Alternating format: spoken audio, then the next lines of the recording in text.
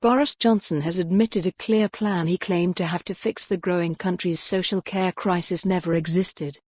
The Prime Minister said he accepted it needs to be developed, despite previously proclaiming it was already prepared.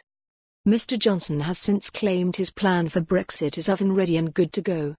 In his first speech as Prime Minister in July, Mr. Johnson said outside Number 10 Tons, "My job is to protect you or your parents or grandparents from the fear of having to sell your home to pay for the costs of care.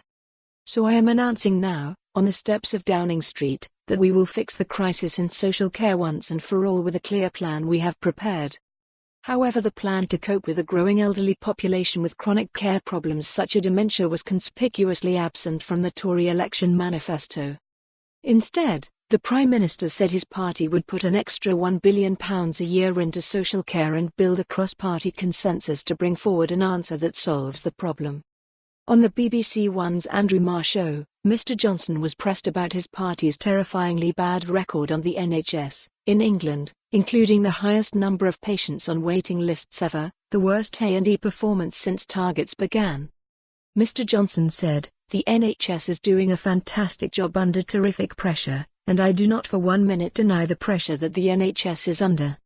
It was put to him that one of those pressures on the NHS was social care, as a lack of local authority social care places often keeps elderly patients stuck on wards. Read his Downing Street quote about a prepared plan and asked where it was, Mr. Johnson said, "I'll tell you. We will fix the crisis in social care, and you're absolutely right that the interface between the NHS, who do an incredible job, and the social services and local councils is one of the most difficult areas of care. So we've put £1.5 billion in to help councils." When it was put to him that that wasn't a plan, the PM said, "It does a lot in the short term. Every year for the next 5 years we'll put an additional £1 billion in, so that we can recruit the carers that we need, so that local councils are helped.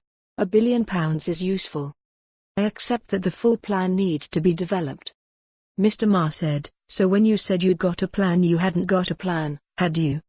Referring to the architect of the NHS, Mr. Johnson replied, "Actually, I think there is an emerging national consensus about this, and that we are getting ready for, as it were, a beverage moment in our country.